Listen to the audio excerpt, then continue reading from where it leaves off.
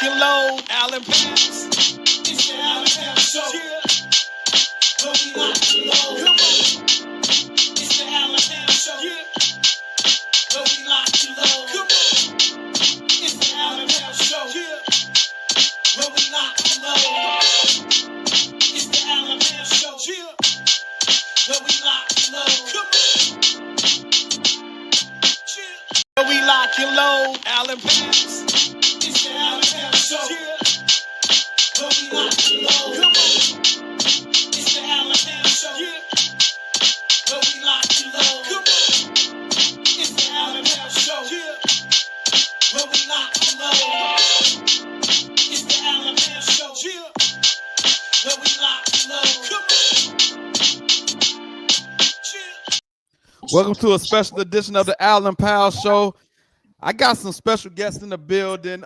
We've been trying to get this show together for a while.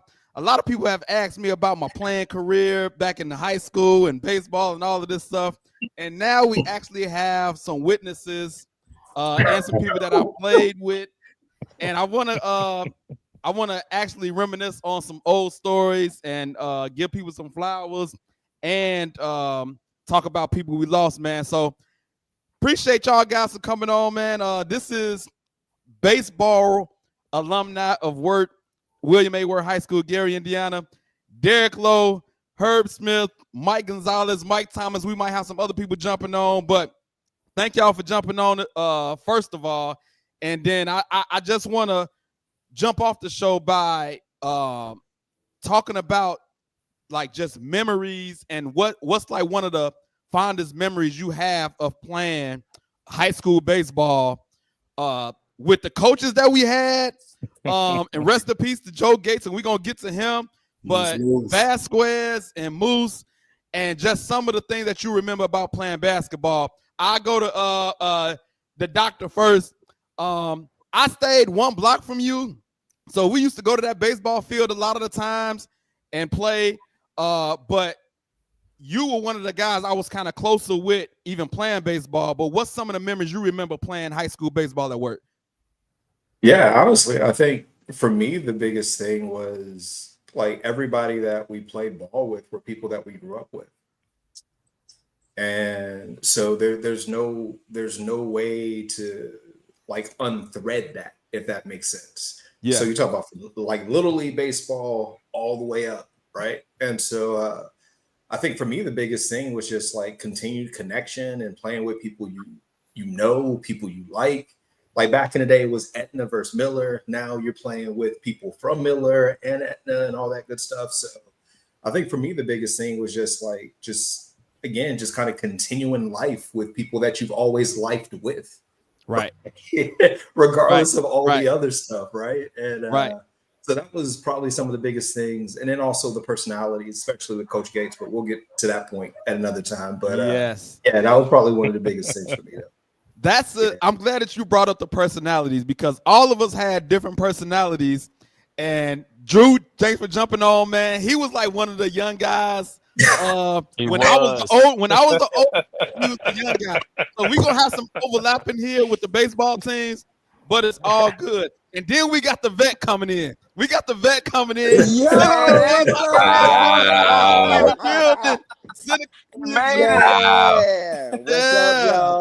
The fearless leader.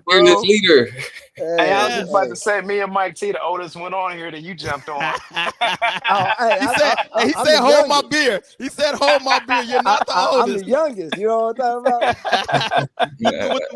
with the fresh face. Man. But you talked about so many personalities, and Justice Seneca is coming on. He was definitely one of the leaders on that squad. I think I was a freshman when he was a senior. So y'all kind of like ushered us in to go on further. But Seneca, jumping on, man, I want to come to you, man, as one of the elder statesmen on that team. What do you remember about playing with the young guys and just playing with some of the guys that's close to your age, like Mike Thomas and some of the other ones? Well, Mike T and my brother, you know, I've been playing with them since we were little. But everybody else is like, some of y'all didn't know how to play. I ain't gonna be. Hey, I know. And we can all be 100, right? Yes, please, please. Hey, Coach Gates was never there to coach nothing. Bruh. Okay. Let's go ahead. Let's get straight into it, man, because we talk about characters, and as the coach, he was the biggest character. I never had a coach that a job on us about getting beat down or getting a home run, get hit on us. He'd be like, yo, bang, bang. Hey, that ball's still going right now. Who does that as a coach? Bang, bang. Who does that as a coach? Like, that ball's still going. What? Hey, y'all remember, I think seeing you graduate, y'all remember when Daddy was pitching at Hobart? Oh, I came back. I came back for that game. He gave up 9 of them. And Gates was like, hey, you see that ball? It's still going. Bang, bang. That is hilarious, man. Yeah. Hilarious. The crazy part is he actually played professionally, but I feel like he gave us no tips on how to try to make it to the league or what's some of the stuff you did. Hey, but for real, like before me and Michael was we were playing college ball.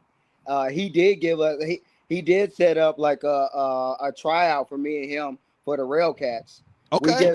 We just didn't we didn't show up, man. We didn't have the opportunity to come back in time. But he did. Hey, he hit us up and he was like, hey, I think you guys can do this. And it just never worked out for me and Mike. Well, I guess y'all was the last straw, because when we came up, it was nothing. All he did was talk about us, trying to pee on people all over the place. Like, what are we doing here, man? What's going on here, man? Hey, but I would say this: it was definitely fun. It was definitely fun. It was no dull moments at all. Hey, it was so many memories of Moose, man. I miss him, man, because even after I graduated, I'll come back and practice and just play and stuff like that and work with him. But my favorite memory of him was one batting practice. I remember batting practice was 7 pitches. That's all it was. It was like you get this, you can get it, you can't, you can't. Y'all don't know about no baseball. And but coming up, that didn't teach us anything, because remember, we couldn't beat anybody outside of Gary. Right. And Dran smacked us up and down every chance. Warsaw smacked us. Like I said, Hobart smacked us, but we always won Gary. You know, but unfortunately back then that wasn't enough, because then was my senior year after Seneca graduated, we couldn't get past Roosevelt, because remember Jules he got drafted by the Padres, I think. Yes. I got a text message. I'm in a group thread, and my guy Justin Webster, he's like, yeah, y'all was the second best team in Gary. Justin still on that. Wow. Yeah. He's still on that. He probably watching too, by the way. He probably watching. Hey, be selective on the years, Justin. Yeah. I don't remember that. Tell him again. I don't remember that. I think when I played with y'all, when y'all was there, we competed with them. Like, it wasn't like that. After y'all left, that's when it got a little ugly. It got a little ugly. 2000 year. That's the year that we had the most successful year.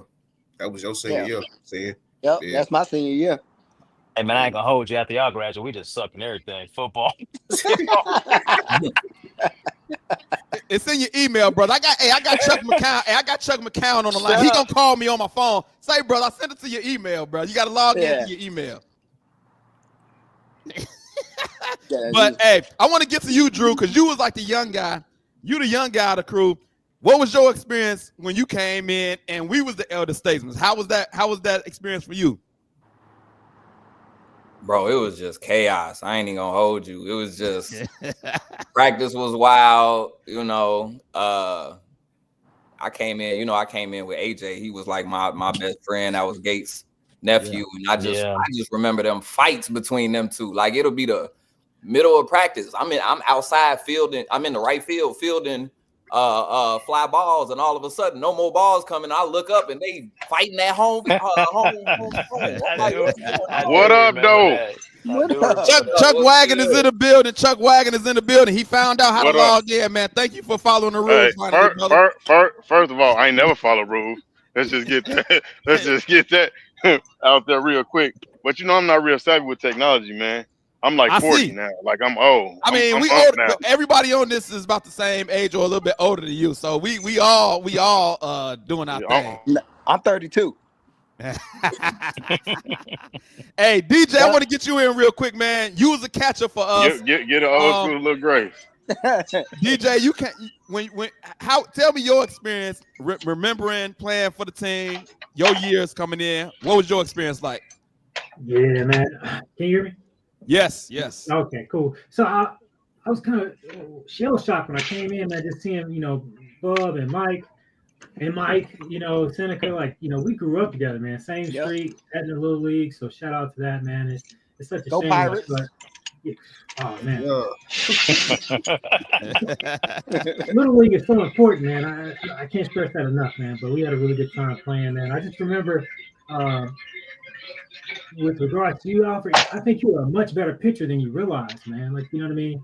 I know you played infield, but whenever you got on that mound, you never quite had the confidence that you deserved because you had some good stuff up there, man. I remember trying to talk to you, man. Like, hey, just throw it, man. You got it, man. Like, you know what I mean? So I think that, maybe that's coaching, really. You know what I mean? Like, this investing in your players, letting them know they got it, man. Because, we had some good times, I appreciate you saying that because I remember, like, being a pitcher, I know that a lot of times he would put me in because I was able to throw strikes. I might not have had the fastest, but I can throw strikes, and if they hit it, I just need my teammates to catch it. You know what I'm saying? That's the only thing. But I was saying, you know what I mean? As a catcher, you're a real good placement. I can tell you that. You know what I mean? So I appreciate that. But I think if we go around the horn, if we, let's say, who was the best pitcher on the squad? Because I think, in my opinion, the best pitcher we had was Clinton Pearson. I tried to get him on the show. 1-0. Clinton Pearson was our ace. He was our ace, bro. Like, we put him on the mound. We feel like we got a good chance to beat anybody. Yeah. Sam was a freshman. Sam had some nice. Oh, Sam Heyman. Yes, I tried to reach out to him too. Yeah, Sam was legit. But I think because Clinton probably played more years. I don't know how many years Sam played with us, but Clinton was one or two. When did Clinton transfer? His junior year? Was it junior year, wasn't it? But the problem with Clinton, Coach Gates put him in every game. You can't be the number one guy and pitch 6 games in a row. Right. No, matter of fact, that should have been illegal. That should have been illegal.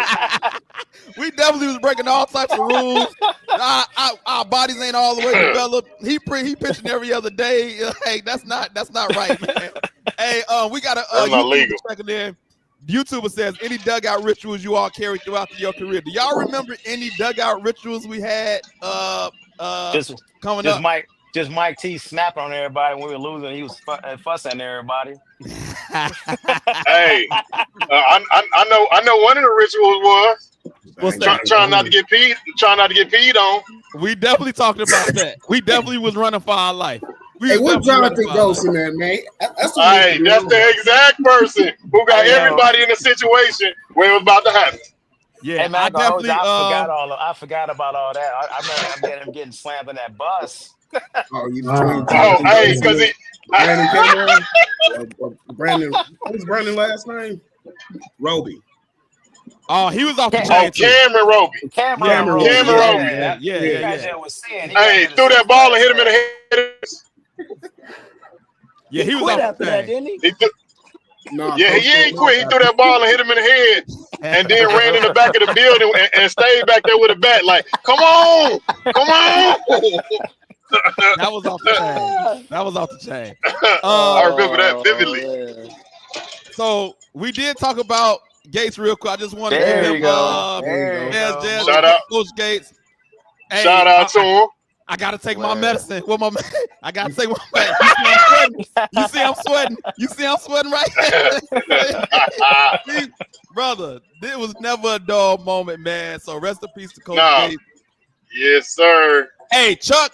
Me and Chuck had the longest handshake in history, and I feel like bro, I still kind of remember it a little bit, but we came up with this handshake. You know how LeBron do handshakes and all these people. We was the originator. LeBron got it from us. LeBron got it from us. We was slapping this way, dusting off shoulders, all types of stuff. I do remember that. And LeBron was in our class too, so you know what? We might need to reach out to him. We might need to reach out to him. Man, bro. You know what I'm saying? Yeah, that's facts. At least pay homage to us or something. Do something. He probably had no idea who he was. Yeah. You know, Al, one quick thing really quickly in terms of like best memories. Yes. Like, bro, like I don't think, Mike, did we go to any classes past? No, real talk. We never went to class. I didn't either. So sophomore year is when that originated for me. But the kicker was when Gates was like, "You only got to go to class for 3 hours. You can play." And once he said that, we stopped going to class. Yep. That's off the chain. Facts. I went to class. What was y'all going? If y'all wasn't in class, where was y'all at? Hey, that's a different time, a different show, bro. Right, we was off campus. I'll tell you that. Yo, let me find out. Mike T was off the chain like that. I thought he was a good guy. Let me find out. Seneca, I can imagine what you was doing. Yeah, I know Seneca was out there. Y'all probably had some females somewhere that was not doing right. I was on that path. I was on that path. I don't look. Hey, what that secret Hey, if anybody start the story, I can tell the rest of it. Look, I'm not gonna be that guy though. If they started, I can tell the rest. And we got my guy Johnny checking in on YouTube. Peace of Allen Powell's full panel. This is my old baseball squad. Everybody who's checking in, this is my old baseball squad from year between 1998 and 2002. It's a little overlap, but all of us are in the building. Bub, I want to come to you, man, because we really haven't heard your perspective about being on the team and what you thought about the shenanigans that was happening. What was your experience like? It was fun from day one. I mean, even from freshman year going forward, we all had fun. I mean, it was just a good time. I just remember we all tried to get Vasquez to take over for Gates, but he wouldn't do it. He didn't want nothing to do with it. No, he didn't. The crazy part is, I wish, you know what, I probably should have tried to reach out to Vasquez too, because that would have been great to hear him talk about, because I know he's seen the shenanigans, and I wonder what he thought about the whole thing. And now that everybody adults. He was sitting back telling jokes his damn self. He was shaking his head. Shaking his head. And raising that one eye. That one eyebrow that worked. He would raise that one eyebrow that worked. So let me say this. Let me go around the panel and tell me how I felt about like all of y'all as players, though, because I feel like all of y'all had some different talents. Seneca was consistent, steady center fielder, and you can pitch. You can pitch, like, and you have speed. So, like, you was dope. Chuck was the strongest dude I know as a freshman. Like, this dude, like, bro, I ain't never seen you lift a weight, but you was just strong. Ball. What did he say? Stop fired. What did he say? Hey, Seneca said, bro. He said, you know what? Seneca said, I'm gonna keep it real with y'all, man. So couldn't catch the fly ball. He said you was out there committing errors, man. He was out there committing errors, dog. You say you couldn't judge it. The wind was always blowing. The audacity. See, I was trying to be positive, you know what I'm saying? No, it's all good.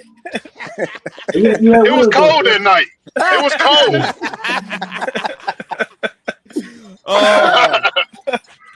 cold. Mike, another steady outfielder, leader. I just remember, especially Seneca and you, having y'all as brothers on the team was dope too. Having that dynamic, but consistent outfielder. DJ, one of the best catchers that I have for sure. And Drew, your energy was good, bro. Your energy was good every rip. Bro, Mike, you was a beast. Hey, and don't let Tierra talk on you. You was the best thing since sliced bread, bro. You was a Hall of Famer as soon as you stepped on the field, bro. Can nobody say nothing about you, bro. You was already in the majors according to Tierra, you know what I'm saying? And Bud, bro, you was a great teammate, dog. And your energy was great too, man. But I don't know if y'all remember. What? I don't know if y'all remember. He came in clutch a couple of times pitching too. Who that? Mike Thomas?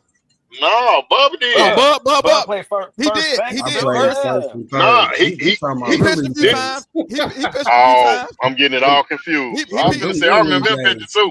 I think he pitched a few times, but I would say our best pitchers was Clinton. I say our best pitchers was Clinton, Sam, Seneca, and Mike T. Oh, I forgot about Sam. Yeah. Hey, man, don't take away my horseman game. I had one good game.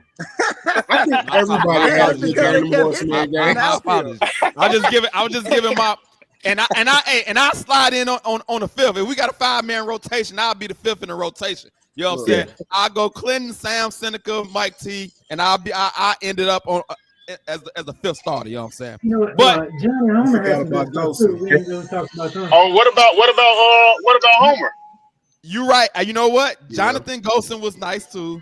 What about Homer? And Homer can pitch some too. Mm-hmm. But I would still put Seneca, Mike T, Sam, and Clinton 4. Now, if you want to kick me out, I'm okay with that. But those 4, I would put those 4 first. I would put both of those before me. I would really put Homer before me. I would put Hey man, Homer threw hard. Hey, like Mike, hard. You had the power. Crazy. Homer threw hard, bro. Yeah. Hey, but I think I'm still chasing some of those Mike T's homers because I used to get so mad. I was always hitting to the fence. I just can run fast. Mike T used to just go, especially to the Etna field, and hit him out there. I was like, man, I can't even see that, man. We got another one. This is the game that I pitched at Velt. You hit one out of Velt, and I was so mad at you because I was trying to get one out of Velt for so long, and you went up to the plate and smacked that ball. I was like, man. The one at Velt was the one like that should be on the record here, though. Hey, we got Day in the building. We got Day in the building. Mr. Damon Graves is in the building. Thank you for coming on, my guy. Day, what up? Chilling. How's everybody doing? Good, man. So we just talking about old times and our experiences playing baseball, man. So because you just came on, I want to get your perspective. What was your experience like coming in as a freshman playing with the older guys, and then when we became the elder statesmen? What was your experience like playing for Wirt Baseball?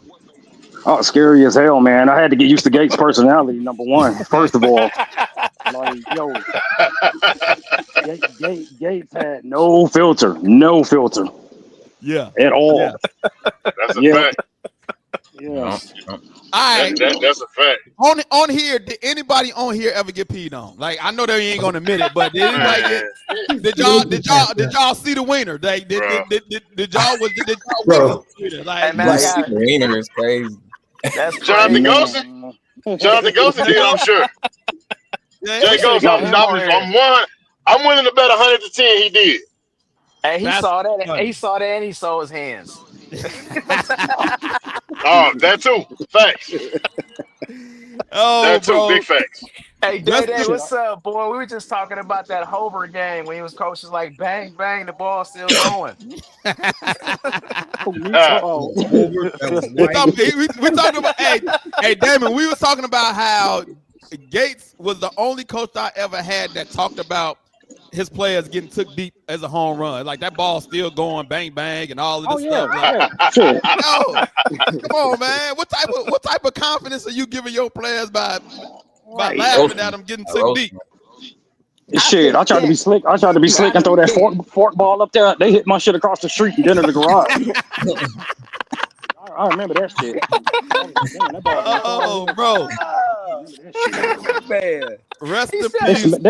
They smacked the shit out that fork ball. This is the guy that we are talking about, everybody. This is Coach Joe Gates, who's passed away some years ago, but never a dull moment with him. Loved every minute of it.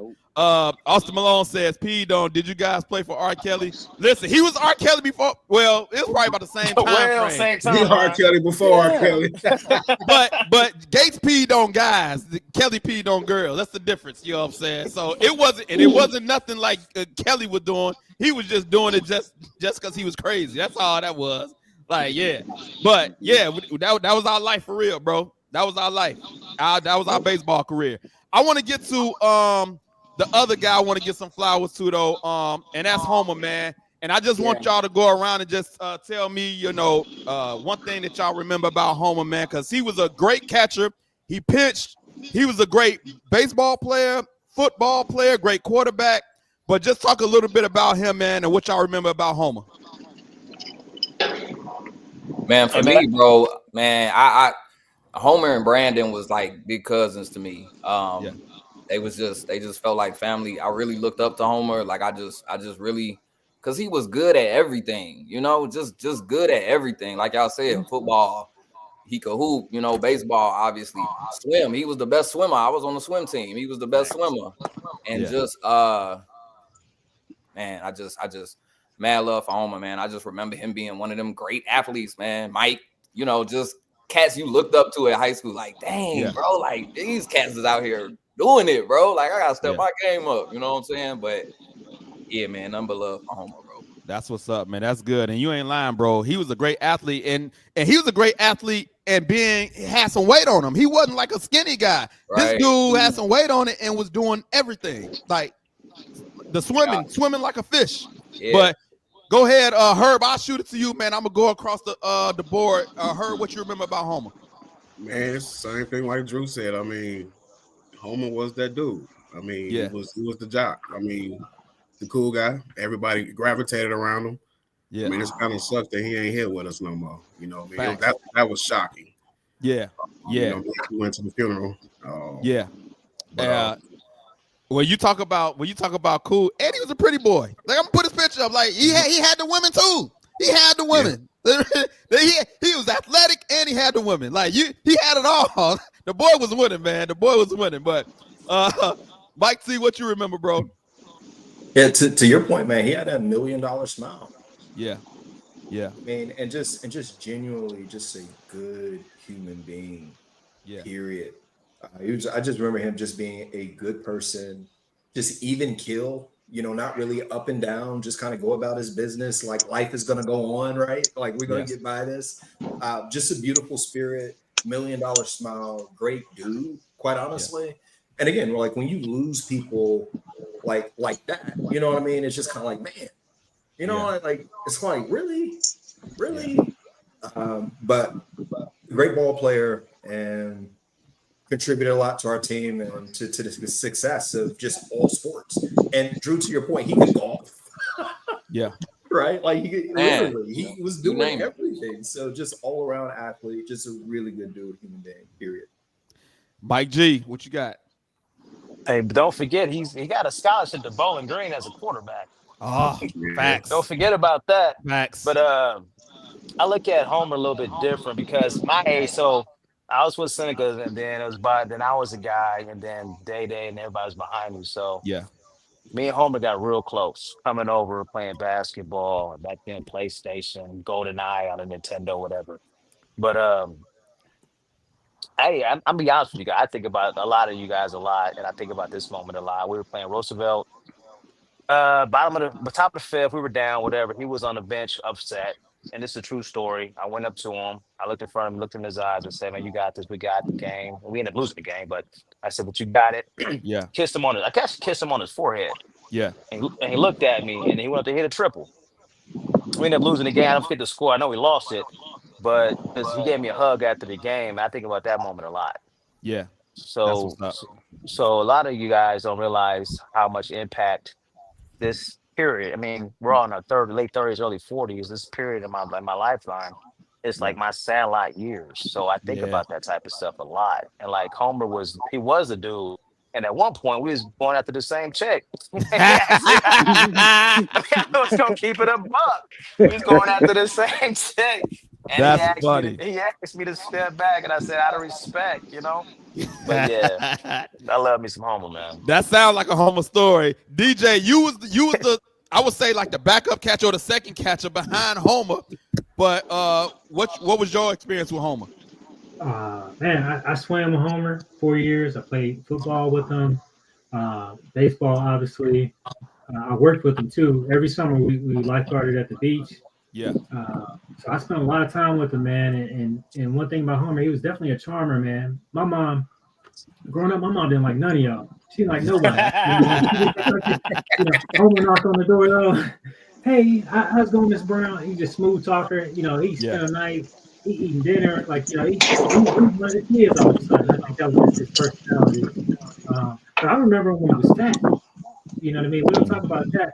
Homer was a little shorter, a little fatter. You know what I mean? He went away one summer.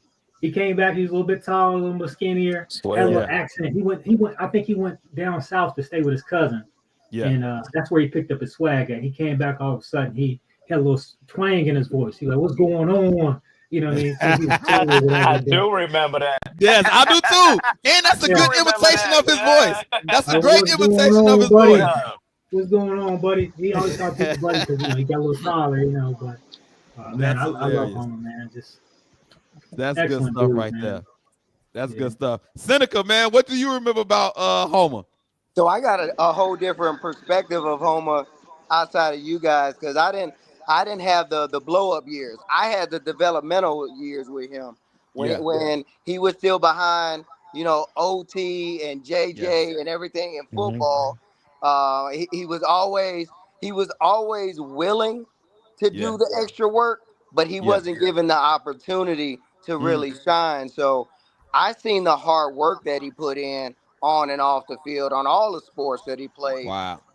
So for me, it was more of a, hey, I see you. You still need to do this, this, and this. So he was always humble. He was always receptive of all criticism, all on things that just for his improvements. So like I said, I didn't see. I just know I came back.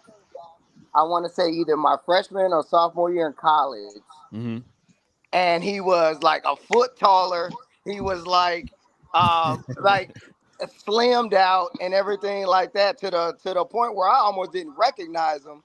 Yeah. But I see that hard work that he put in. So that's the main things that I seen. I seen the hard work before it actually paid off for him. So that was the best time that I got with Homer. That's a great story from the origin stories from him developing into the person that we end up seeing junior, senior year. Day, man, what you remember, bro? All right, I met Homer and Brandon at Nobel Elementary. Herb, Drew, second grade. I was like, shit. I was like, what are these guys? I was like, is he Samoan? Is he Mexican? I was like, what is he? I was trying to figure out what he was. Right. But in our later years, of course, he was built like a damn Samoan, like strong as a fucking ox, and just chill dude. Like I said, like somebody said earlier, just all around athlete, man. Basketball, golf, football, baseball, whatever. Super duper player. Yeah. Let's not rule that out. Yeah. He had a lot of game, man. Like super duper game. He had game at in high school. He had game. Like bro, that wasn't even on my radar. Like, man, I'm just trying to make it. I'm just trying to make it through high school right now, bro. But the struggle bus with women was rough, but not for him. Not for him. That brother, he had him going. But the one thing I can remember about Homer is the football years at Kennedy King. I was a slot receiver, and bro, he got me the ball a lot. And I was able to be decent as a slot receiver in middle school. And dude was throwing rockets to me, and I was like, yo, this dude is nice as a quarterback. So, but yeah, man, rest in peace to Homer. Rest in peace to Gates. Rest in peace to AJ, man. AJ was another young guy came up under us, man. Drew, that was that was your classmates. But I just remember AJ being just like a young pup under us, man. But he was always a good dude as well. So Drew, I know that show really like, man, just tell us a little bit about AJ, about who he was. Man, first of all, I don't know if y'all know this because he would be kind of shy around people he wasn't super comfortable with, but he would talk so much shit. Like he had he was ready with the comebacks. He was always snapping back, and he's just funny, man. I just remember him being funny, arguing with Gates. Like I said, they was just different, man. I got dropped off one time, and he came outside. He had a pork sandwich, and like the pork, it was like a wing. It had like bones in it, no sauce, no cheese. I'm like, bro, how is you eating this as a sandwich? Like they was just different, man. But he was cool, man. AJ was confident. Yeah. Little on the heavy set, but just super athletic. He was, man. Just really could move for a bigger guy. Like I just really remember that about him.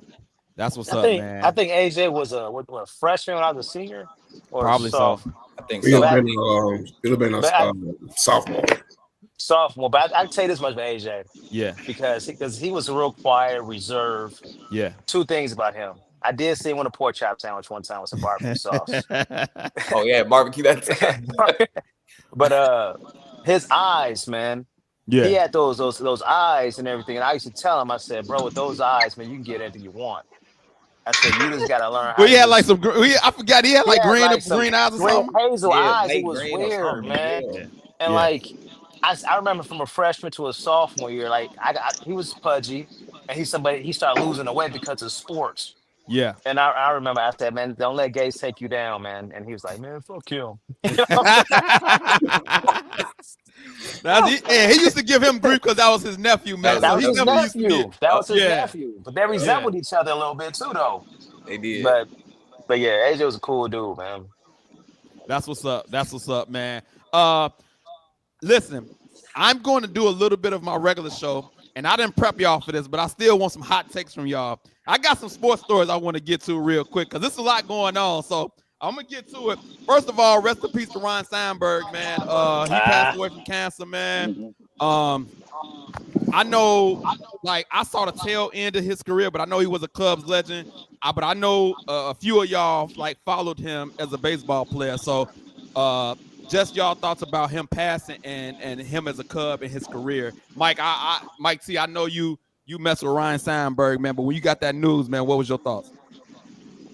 Yeah, I was going to say, like, before I was a White Sox fan, yeah, I mean, everything was Chicago Cubs. Yes. In my family, generally speaking, everybody rooted for Chicago Cubs just because of the historical significance of Black players coming into the league and playing for the team. Yeah. My grandmother loved the Cubs, but when the Dodgers came into town and Jackie Robinson or whatever maybe was playing, then they'd be Dodgers fans. So there's like this historical context around it. But Ryne Sandberg, generally speaking, was kind of like our childhood. Yeah. I mean, who did not grow up watching the Cubs? Yeah. I don't care where you were in the country. WGN. You could get a Cubs game, just like real talk. And so it was the weird thing about Ryne Sandberg. Also, and like the Mariners, man, because I was a Ken Griffey fan. Y'all knew that. And he know I was.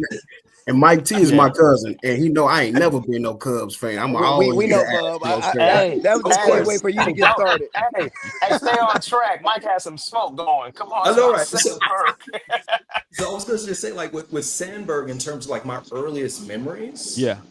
In terms of just playing Little League baseball, even before we could hit home runs out of the Little League part, we would play in the tennis court because we knew we could hit it out the tennis court. And we jump in people's yards, grab the ball, drink water out their water hose. Like that was like, that's all we did was just play sports. We was outside. Like people talk about being outside, but we were literally outside. Yeah. But Ryne Sandberg it's just like the epitome of like that childhood era. Yeah. Where you're just exploring and just having a good time, just kind of carefree. It's in the backdrop with the game. So it's almost like this. It's like scenery. It's like imagery. Like you're living life and you have these background figures that you don't realize are so instrumental to just kind of like how you navigate life. And then when you see that happen, it's like a piece of you is kind of taken away. Yeah, even though, again, like with Sin, I was a Griffey fan and things of that nature, but in terms of just like life. Yeah. And how you experience it and have that backdrop music, like that was like backdrop music to life during that season of life. And it kind of gives you those recalls, like Mike was talking about earlier, like thinking about Sandlot days, like that was like Sandlot Day period. Like there's a piece of our lives that's connected to that. Yeah. I was shocked that he passed so fast. Like I got the news that he had cancer, but and I kind of heard like little rumblings, like they thought it was kind of bad, but I was still shocked that it happened as fast as it did. Like I thought, it would probably, be some time. He'll fight it, maybe beat it, but I was just shocked that he passed so fast. Anyone y'all got any thoughts about Ryne Sandberg? Just want to absolutely. That was the first Mitchell Ness I owned. You know what I mean? Yeah. But I'll be honest with you, I'm a diehard Life Cubs fan. Yeah. But I was a more Sandberg segued into Sosa for me. So it's just like one of those things. And then he became the manager of the Phillies, whatnot. But it still hurts because kind of like what Mike was just talking about is if you take a step back, we all got loved ones that we've lost. But if you but all the people we grew up watching, Yeah. as we're progressing in our life, they're passing away. So it's just like pieces are dropping. Yeah. You know, so if you really just take a step back on that and just make you analyze what you're going through and put things in perspectives, and it's helping us mature and grow. But like the Sandberg thing, I don't watch the news that much. I mean, I'm not on social media, so my girl was like, "Hey, one of your Cub guys passed away." And I'm like, "Who's that?" You know? Right. And then I saw it, and I just instantly just got sad. I was like, "Shit, Sandberg just passed away." But I think he had pancreatic cancer, and that's a progressive situation as it is. Yeah. But just being a Cubs guy, I know Chicago's hurting, so in the back of my pocket where it don't really matter, I hope the Cubs kind of just use that as momentum to get through the season and like get that W. Yeah. But Sandberg is an icon. Yeah. He's just an icon for the city. Obviously, he got a statue. Obviously, he was a pathway, and he was a big deal in the world of baseball. Yeah, man. They got a chance to do some things this year. They playing some good ball, man. They won a game today, lost 2 out of 3 to the Brewers, so they down a game. But they playing some good ball, and I know they're gonna wear a patch for Ryne Sandberg for the rest of the year. So hopefully they can make some noise this year, man. You back, Chuck? You all right? Yeah, I was driving, man. I apologize. You got that AOL, bro. Yeah, that's what's up. So if anybody else got any stuff they want to say about Sandberg, or we can move on, man. Because I got some other stuff I need some hot takes on, because there's some crazy stuff going on in the sports world. But I want to get to Bryce Harper, bro. He cussed out Rob Manfred about a possible salary cap. The contract is going to end in 2026. So I guess Rob Manfred came to the Phillies meeting, mentioned some stuff about the contract or salary, and Bryce Harper said, "You can get the F out of here." Basically cussed him out. I don't think that's I don't know if that's the proper way to talk to the commissioner, but what do y'all think about him cussing out Manfred, and what y'all think about a salary cap? Because these numbers are getting out of control with baseball. I think nothing, because they're making $600 million for 10 years. Yeah. So it's like, so what are we griping about? It's like, so what's Harper's contract? 260, 285, 320 over an 8 to 10 year. So you want more? How much more? Okay, let me ask this question: How many natties do they got? He didn't win nothing in Washington. Yeah. So now he's in Philly. Did Philly win one underneath him? So if he did, because I don't keep track of Philly. So if they say Philly won one, right? Yeah. So now 290 million. I'm just gonna say that because that's in the ballpark. You got one championship. Right. So it's no ROI, no return on investment, man. That is so. And I'm speaking because I'm in management. Yeah. So I look on return on investment. So if I'm not getting no money back, nothing out of what I'm putting out there, then just be cool. Enjoy your $300 million and just try to get some more championships. The plot thickens. It's $300 million. Mike G is part of management. He is not with the players. You against the union? You against the union? Hey, I'm all about fair worst pay, fair worst pay. All right. Anybody else got opinion about the salary cap situation in baseball? Should they have one, or should they not? It's guaranteed money. It is. We got Austin Malone checking on YouTube. Says salary cap and suspension for Harper. Can't talk to the boss like that. Should he be reprimanded for cursing out Rob Manfred? Thank you, Austin. Yeah, professionalism at all times, man. That's what separates people from like stars from just somebody who are trying to get their voice across. I don't know if it's any rules for cussing out the commissioner though. Like I think you can conduct detrimental to the team, but I don't know if it's a law say you can't cuss out the commissioner. But what does it look like though? Yeah, it looks. You know what I mean? Like it's all a perspective of now your character is going to be judged now for every time you speak. Yeah. He probably could have done it, and it wouldn't have been nothing had you closed the door. You know what I mean? That's kind of one of them conversations that need to be off the books. And I'm sure you can talk freely as you want, but in a public eye, that's not the smartest. That's not the smartest. But he's trying to gain leverage. When people do that, they're trying to gain leverage. Yeah, so Bryce Harper. Let's just be honest. So Bryce Harper, you got to think he's over the hill. Is he on his downward of his career? So it's like so how much more? So he has what, another one contract left in him, 2-3 years, Yeah. and it's not going to be $120 million. It's going to be maybe a 3-year 90. He probably end up in Arizona or something like that. I think he felt comfortable cussing out Manfred because he got all this money. When you get these players this much money, you think it ain't gonna make you feel like you can just say whatever you want and talk to people however you want? He ain't gonna talk if that commissioner was black, he probably wouldn't have done that though. I'll just say that though. Hey, here's my take on it. If nobody knows this about me, I'm like a super duper mob historian, Italian mob, all that jazz. Yeah. The way I feel about it is, the boss is the boss. Yeah. You can't be going around cussing out the boss. But is he actually the boss though? Because he's actually the commissioner. Is he actually the boss though? He actually worked for the owners. The owners are the bosses.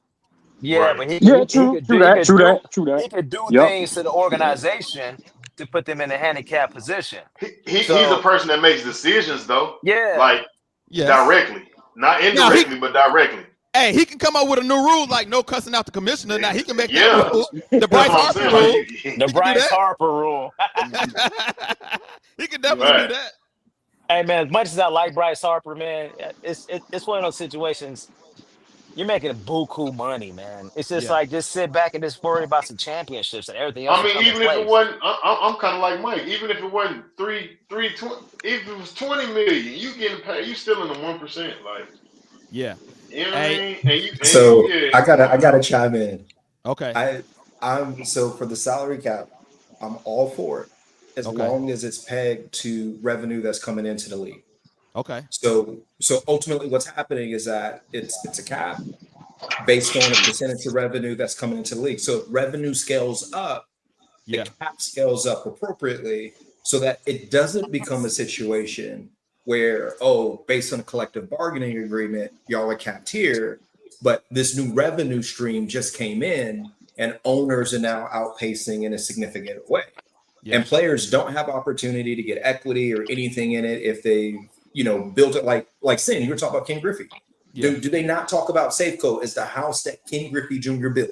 Mm-hmm. He has no equity. There's no opportunity to get equity.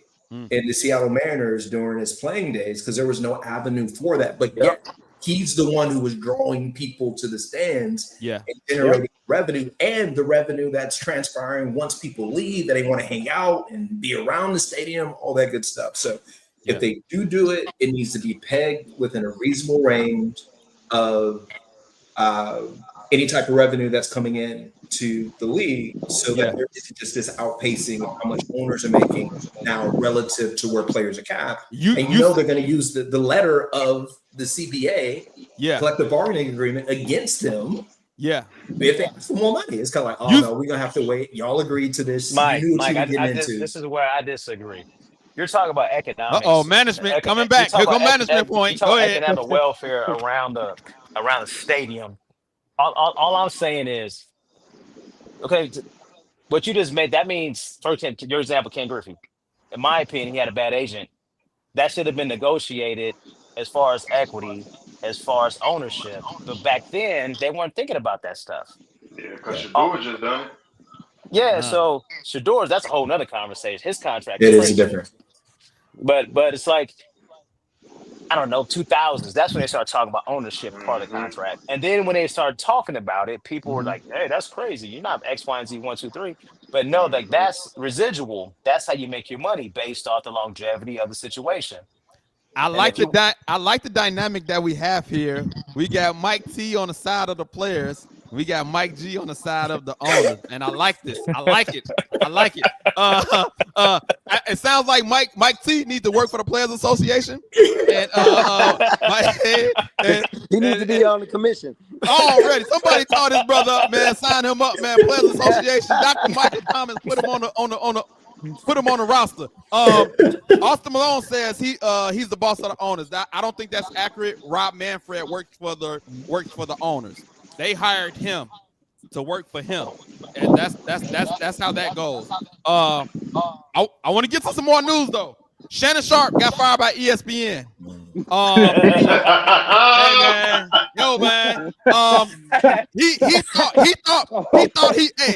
Shannon Sharpe thought he was coming back for the football season, and preseason starts tomorrow. He thought he was coming back. Hey, all I got to say about Shannon Sharpe. No. Hey, what did Meg say? You play in the snow, you get your blizzard. You stay out the way, man. Because even Cat Williams told him that. Monique told him that. Dr. Umar rolling over in his grave. Black Queens forever, snow bunnies never. Yeah, messed up the money. Come on, man. Hey, man, but real talk, my personal opinion, as much as I love Shannon when he played, I think he's got a little too big for his bridges. Yeah. And unfortunately, he caught it the hard way. Yeah. And you ain't never lying. And I think she doubled down on him, trying to circle back around for more money. Oh, yes, she did, if I'm not mistaken. Yeah. Man. She's trying to get. I just said the word residual. She's trying to get it off of him.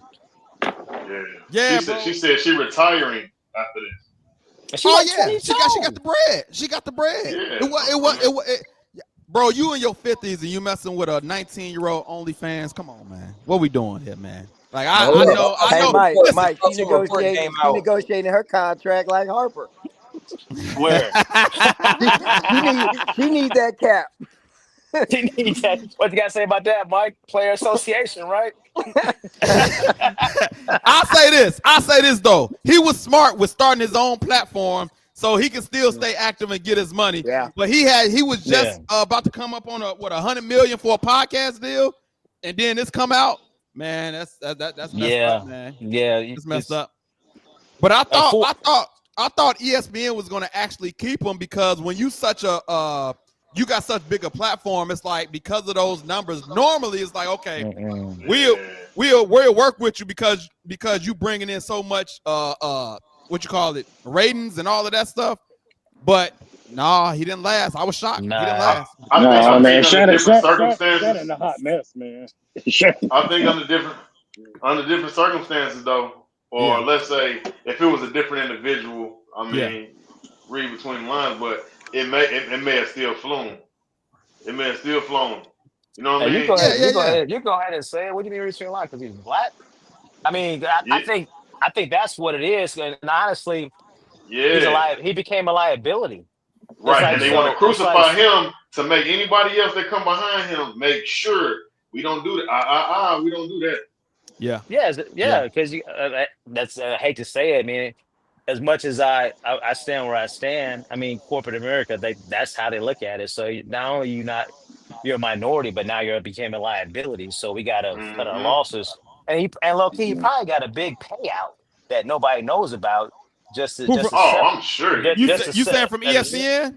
Oh, his severance package was probably gross. His severance package was probably okay. Let me go around the panel. Which one was bigger, his severance package or the settlement? He probably which breaking one? even. Because he breaking even. DJ, which one was bigger? Which one? The severance package or the settlement? I don't know, but I just want to say something real quick. I think this is temporary. I don't know if this is a permanent. I agree with you. I agree with you. I think it's just prisoners of the moment, from circumstance. Right. We have to move away from it. We have to move away from it right now. So, 1 2 years, we'll see. Yeah, I think if they bring him back, though, he's gonna be on ESPN Ocho. Yeah, I was just gonna say, Just a valid point. But I do think this, though. What y'all think about this? I think that they probably with that severance package. Yeah, they're probably giving him some type of money, or he had to sign a contract, and that extra money was given to him, where he cannot create a platform that's equivalent to what he was doing. You know what I mean? Yeah, got some clauses in there. Right, right. They gave him extra money to make sure, because Shannon Sharpe, he does have a big presence and a big following. Yes. Clearly, when he left that one show with the other guy, I don't think he's come back to ESPN though, because when all this happened, I thought they would have got rid of him immediately. They waited one day until the season start to get rid of him. Great point. I think the only way he'll come back. The only way he'll come back if the season start, they do the show and the ratings is not as what it used to be. That's the only way that might move the needle.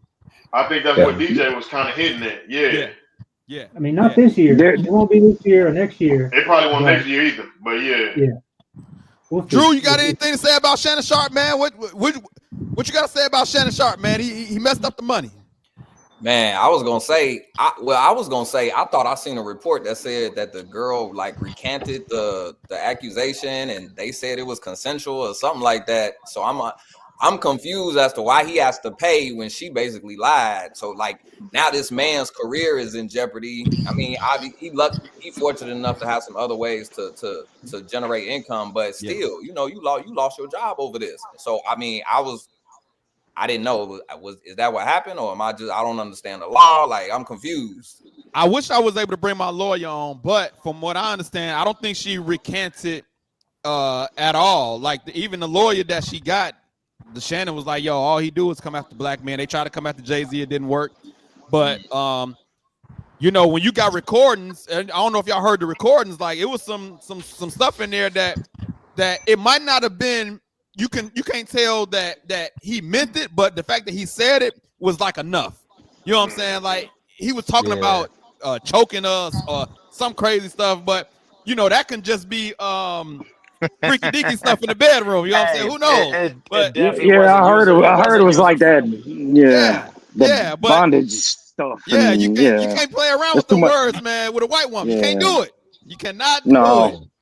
You can't play around with the words, or you can't play around with the actions. Because I'm kind of like Drew. Like if she really did say that, I seen that too, Drew, or I seen something similar to that. I didn't know how true the news was. Like sometimes they be putting stuff out there to be propaganda. It don't really be, you know what I'm saying? What it is. So I don't know, but I did see something similar to that as well. Yeah, that's what I want to show.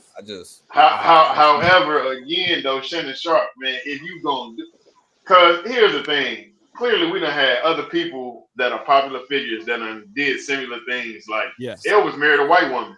Like, and America said, but this 2025. This 2025. Right, but true. Yeah. My point is, though, I was saying that to say, like, when you got to look at yourself and look at the world and know what you are capable of doing publicly and what you are incapable of doing publicly. You know what I mean? Yeah. And you have enough money and enough resources and should have enough people around you to make sure stuff like that don't come out.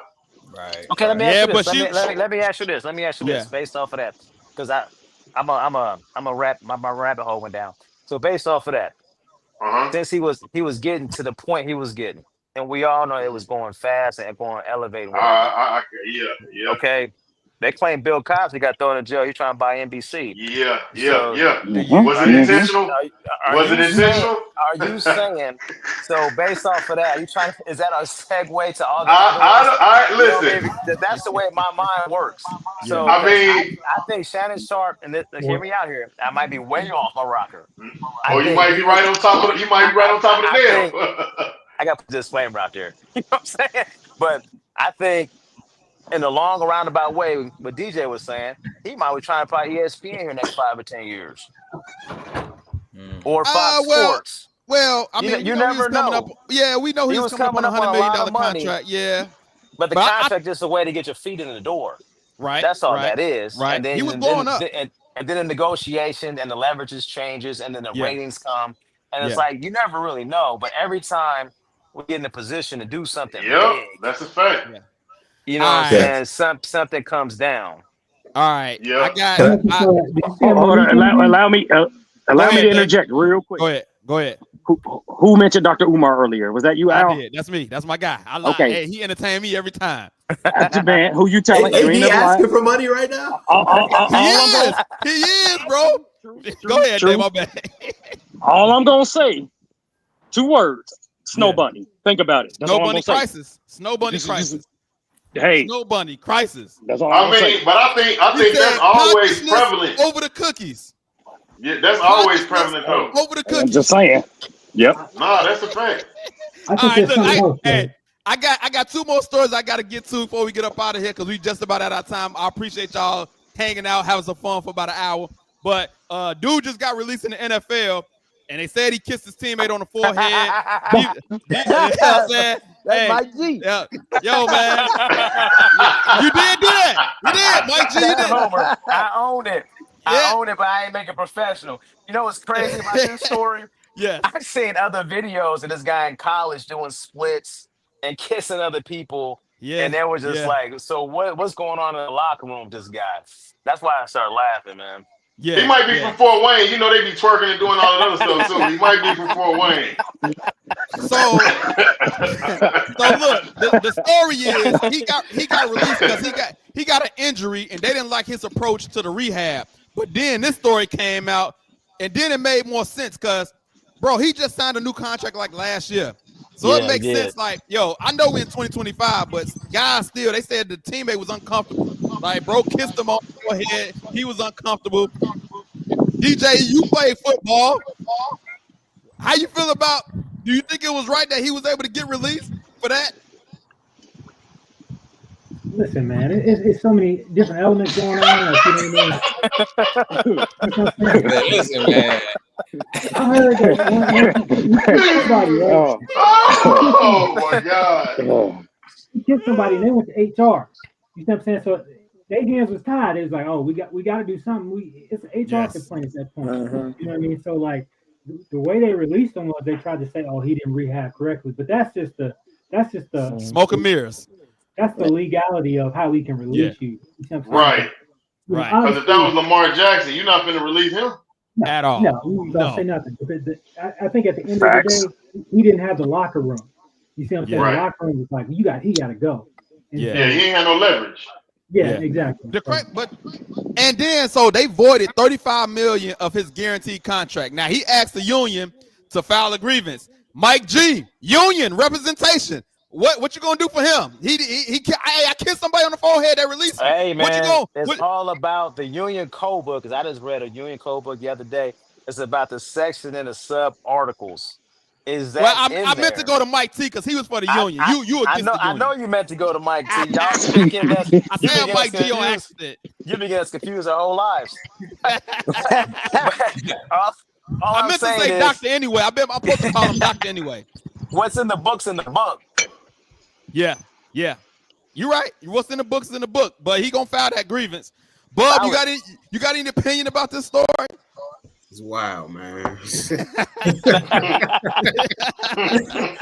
Don't nobody want to be in no locker room when another man kissing another man. I don't even know how Mike G was doing that when we was in high school. Man, that was a moment. Remember the Titan sunshine all over again. Thank you. I'm with Chuck though, man. I'm with Chuck though, because he ain't the first crazy football player. You done heard some stories. If he was good, like you know what I'm saying, he would still be on the team. This wouldn't even be a story. Y'all remember that and this is not on topic, but I mean, we all men here, you know what I mean? Yeah. Most of us are married or entertain a woman. If you don't, respectfully, I'm not trying to, Come on with all disclaimers, man. Hey man, hold on, man. Can I say what I gotta say? Then pipe down. Yeah, try to entertain. This is my show right now. This struggle gang out here lately. Show right now. You know what? This is the struggle gang show right now. You're right. Let me give you the flow. It's about time. Thank you. There you go, Chuck. Not like I was saying. No, but y'all remember when that guy came in and he was actually gay. Like he came out and said he was actively gay. Yeah. He was a dog, though. Y'all remember that? You talking about football? Professionally football? Yes. He was professional football alignment. Yes. You talking about the St. Louis Rams? Yeah, I think so. I think that's who he played for. Yeah. Y'all remember that? As soon as he came out, he got cut. He did. He didn't last long. Yeah, he did. He didn't last long. Here's what I was gonna say though. Okay. I know for a fact before he got cut or before something really just took off, stuff had transpired and they were trying to keep that boy on. For this small, minute incident to happen and y'all cut him just like that, like again, I feel like that was excessive. Yeah. Hey, but real talk, I did read something the other day, like DJ mentioned, like the locker room. He didn't have a locker room at all. Yeah. And so something I've been noticing has been going on. As soon as somebody loses a locker room, they getting cut. It's like they don't want that around. So whatever. Yeah, you can't say at that point. And then that's when all the other pictures and videos was like boop, boop, boop, boop, boop. See what I'm saying? But whatever he was doing in the locker room, and like I know I said what I saw what he did, what they say he got clipped for, it wasn't even bad. It was somebody in the picture. He just one of those things, just being funny in the picture. So like, now, look at Mike G sticking up for him because he did it himself. Now, I was gonna say that. I was just gonna wait till he finished. Hey, I was just gonna wait till he finished. When I kissed over his forehead, it was right in the middle, bro. I ain't gonna hold you. It was just one of these. So does it matter where it's at? If it's right in the middle, it ain't nothing. But if it's on the cheek, it's a little bit more. Like, what's going on? Did you hold his ear? He did one ear. No, I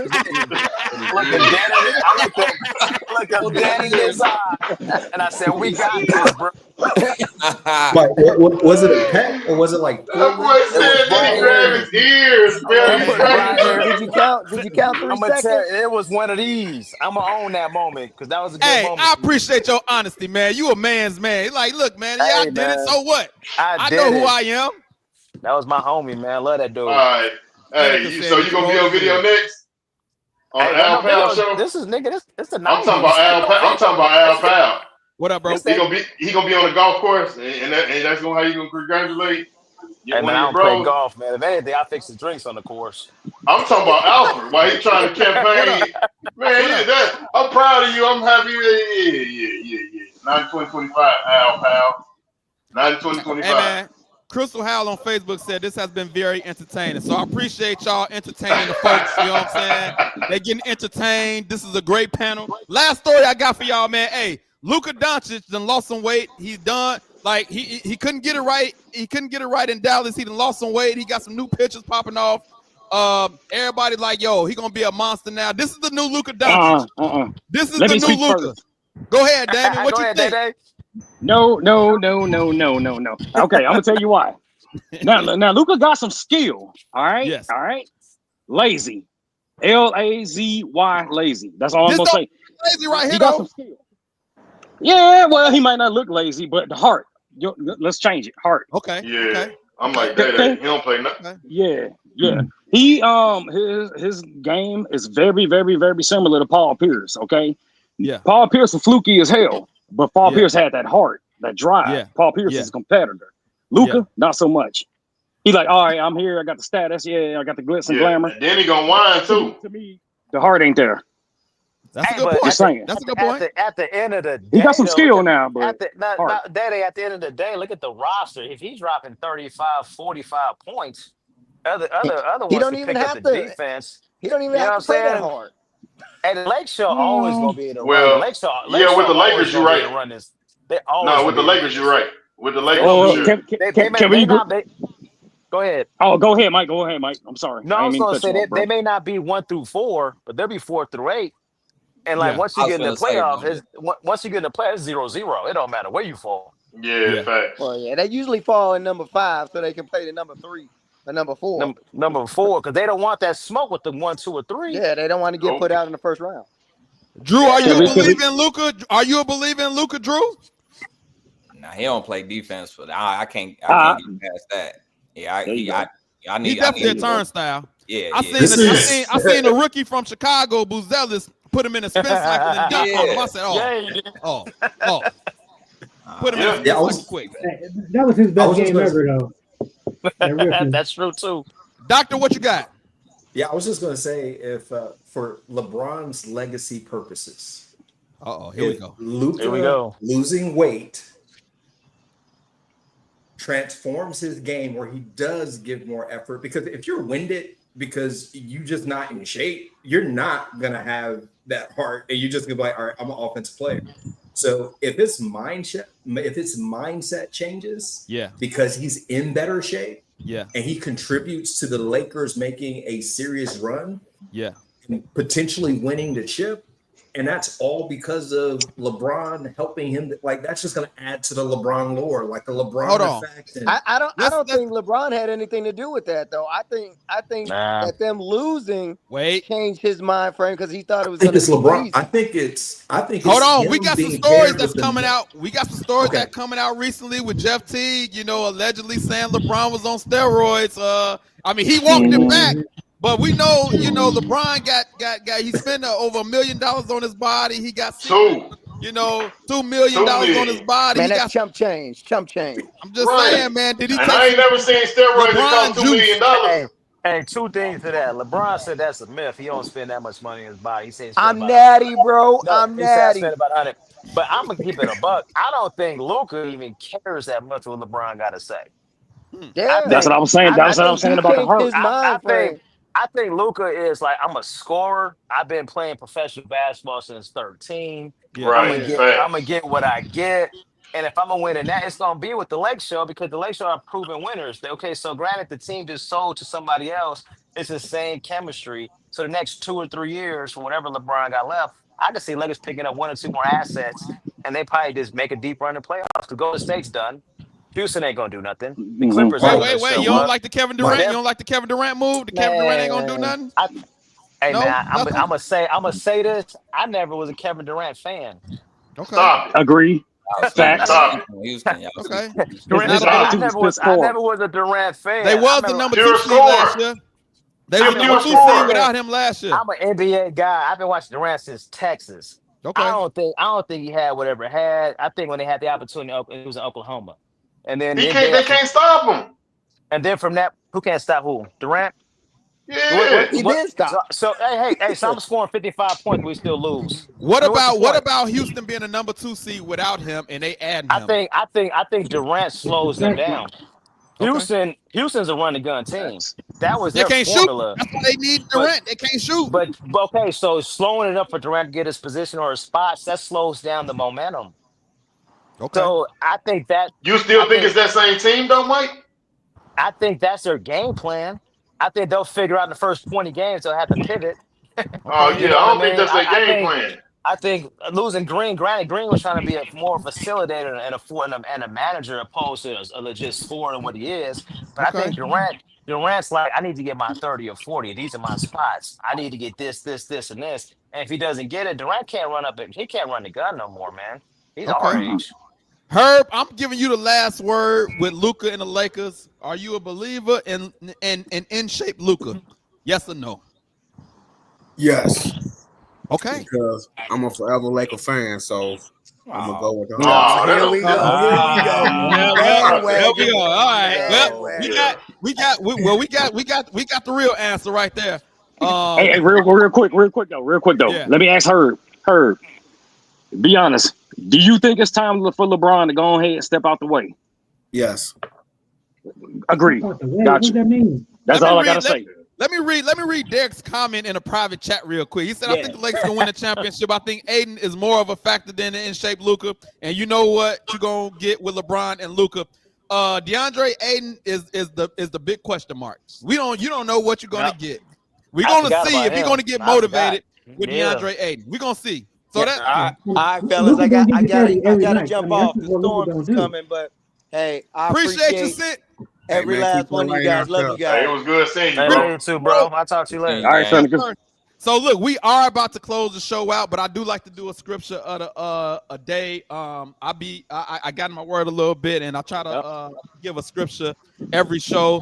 Hopefully, it can encourage somebody. If I found something that helped me out. So this scripture is Psalms 55:22, and it says that pile your troubles on God's shoulders. He'll carry your load. He'll help you out. He'll never let good people topple into ruin.